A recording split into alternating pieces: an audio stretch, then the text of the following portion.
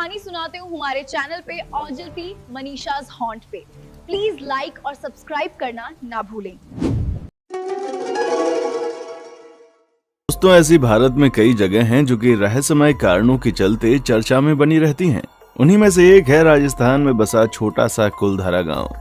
कहा जाता है ये गांव पिछले बहुत सालों से शापित हो रखा है। पर दोस्तों, सवाल ये है कि आखिर ऐसा क्या हुआ था कि एक रात में 84 गांव के लगभग 600 घरों के लोग अचानक ही गायब हो गए और कहां गए इसका कोई नहीं पता। क्यों आखिर ये गांव पूरी तरह बंजर और वीरान हो चुका है? आखिर ऐसी कौन सी बात है जिसकी वजह से आज भी इस गांव में कोई नहीं रहता?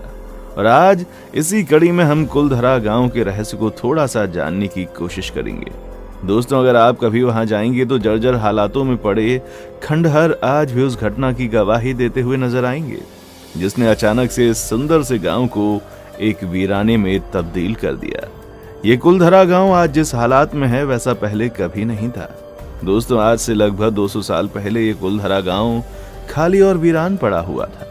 एक समय में यह बहुत ही सुंदर और सारी सुख सुविधाओं से लैस हुआ करता था। आपको बता दें कि भारत में जो सबसे डरावनी जगह है उन जगहों में कुलधरा गांव भी शामिल है। रहने वाले आसपास के लोगों का कहना है कि यहाँ पर भूत रहता है, क्योंकि रात में कभी वहां औरतों की चूड़ियों की खनकने की आवाज आती है तो कभी किसी बच्चे के रोने की। दोस्तों, आप जानकर हैरान रह जाएंगे कि वहां घूमने गए कुछ टूरिस्ट ने बताया कि जब वो अपनी कार से घूमने गए और वापस लौटे तो उनके कार के शीशे पर बच्चों के पंजों के निशान मिले। खैर, क्या सच है और क्या झूठ इसका तो पता नहीं, पर राजस्थान की सरकार की हरकत ने इन सब को सच में बदल दिया है। राजस्थान सरकार ने उस गांव के चारों तरफ 2 किलोमीटर की दूरी पर एक बाउंड्री बनाने के साथ बड़ा गेट भी बनवा दिया। इतना ही नहीं दोस्तों, वहां दिन में तो कोई भी घूमने जा सकता है, पर शाम ढलने के बाद कोई नहीं जा सकता। आम आदमी तो छोड़िए, 4 बजे के बाद वहां कोई गार्ड भी नहीं रुकता। इतिहासकारों की बात करें तो वो भूत प्रेत का तो नहीं, पर इस बात को जरूर मानते हैं कि एक रात में ये पूरा गांव खाली हो गया था।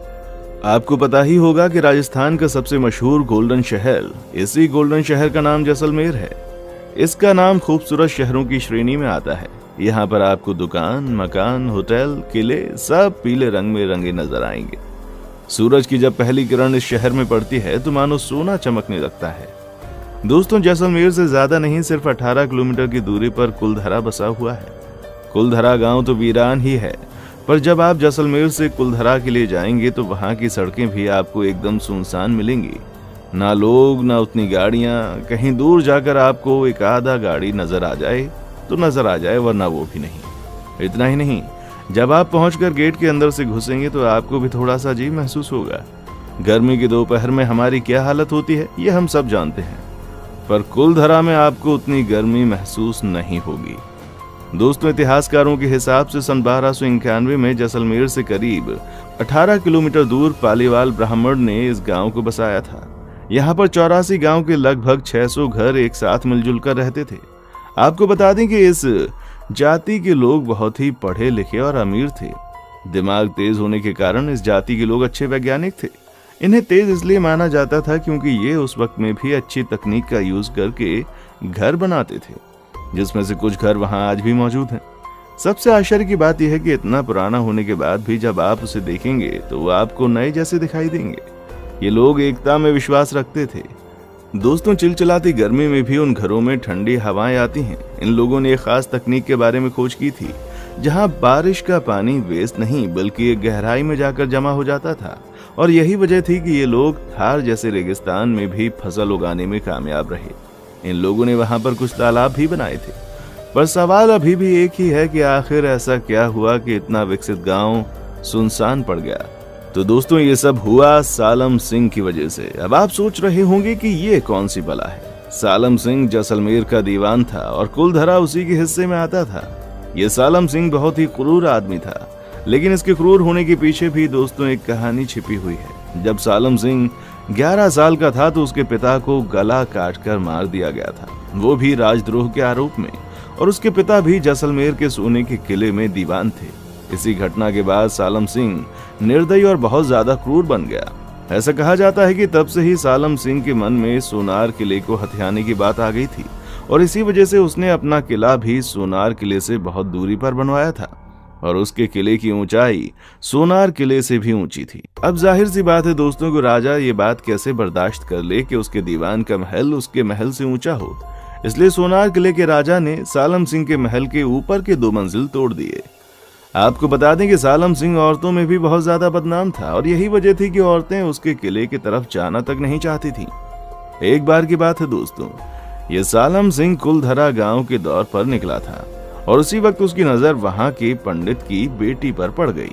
फिर क्या था, उसको देखकर उसकी नीयत खराब हो गई। आपको जानकर हैरानी होगी कि उस लड़की को पाने के चक्कर में सालम सिंह ने अलग अलग तरह के लगान लगाए ताकि ये पालीवाल झुक जाए। पर ये पालीवाल काफी अमीर थे, इसलिए सालम की मंशा पर पानी फिर गया। इसके बाद सालम सिंह इतना नीचे गिर गया कि उसने बहुत बार पंडित की बेटी को उठवाने की कोशिश भी की, पर वो उसमें भी नाकामयाब रहा। बार बार अपने मंसूबे में कामयाबी ना मिलने के बाद सालम सिंह के सर पर उस लड़की को पाने का जुनून सवार हो गया और जुनून कुछ इस कदर सवार हुआ कि सालम सिंह ने कुलधरा गांव में ये संदेशा भिजवा दिया कि अगर अगले पूर्णमासी की रात लड़की को सालम सिंह के हवेली पर नहीं भेजा गया तो पूर्णमासी के अगले दिन वो सैनिकों के साथ उस गांव पर हमला कर देगा। जाहिर सी बात है कि गांव में एकता थी, जिसकी वजह से पूरा गांव परेशान था कि आखिर किया क्या जाए। गांव का हर आदमी अपने अपने तरीके से सुझाव दे रहा था, पर किसी का सुझाव सही नहीं था। वो ज्यादा देर इंतजार भी नहीं कर सकते थे क्योंकि पूर्णमासी आने में बस कुछ ही दिन बाकी थे। जब लोगों से हल नहीं निकला तो पंचायत बैठी और उसी दिन एक मंदिर में गांव के सभी लोग एकत्रित हुए, जिसके बाद बातचीत शुरू हुई। कुछ लोगों ने बोला कि हम उन लोगों से लड़ेंगे, पर उनकी संख्या कम थी, जिसकी वजह से प्लान काम नहीं किया। तो कुछ लोगों ने राय दी कि पंडित उस गांव को छोड़कर चला जाए, पर बाकी के लोग इस बात पर जानते थे कि अगर ऐसा किया तो सालम सिंह गांव के लोगों पर अपना गुस्सा निकालेगा।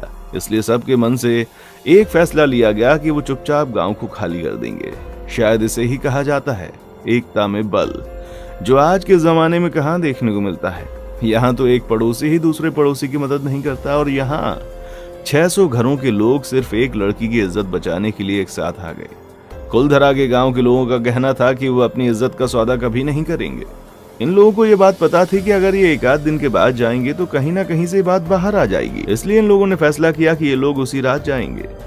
इन सब के बाद सबको ये भी बोला गया कि अपने साथ सिर्फ कीमती और जरूरी सामान ही लेकर चलें। उसके बाद क्या दोस्तों, सबने अपने सामान उठाए और चल दिए और बाकी चीजों को जस का तस छोड़ दिया। जैसे कि किसी ने अपने कपड़े सूखने डाले हैं तो वैसे ही पड़े हैं, झूठे बर्तन जहां हैं उसे वैसे ही छोड़ दिया और कतार में उसी रात चल निकले।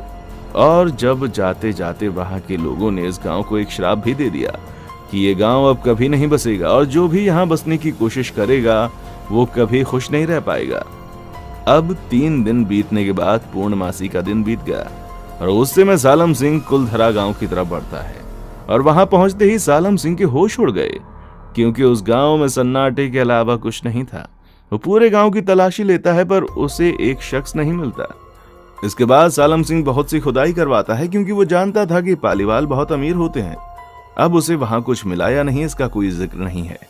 इतना ही नहीं, सालम सिंह के सैनिकों ने इस गांव में बसने की बहुत कोशिश की, पर उनके साथ वहां कभी कुछ भी सही नहीं हुआ। कहा जाता है कि अगर आप एक रात वहां रुक गए तो दूसरी सुबह आपकी होगी ही नहीं। 2013 में कुछ पैरानॉर्मल सोसाइटी के लोग गए जिन्होंने दावा किया कि वहां नेगेटिव एनर्जी है। अब वो 600 गांव के लोग कहां गए इसका तो नहीं पता, पर कहा जाता है कि ये लोग अलग अलग जाकर बस गए और तभी से कुलधरा अकेला, वीरान और भूतिया बन गया। क्या आप कभी कुलधरा घूमने गए हैं और वहां पर कुछ अटपटा महसूस किया है?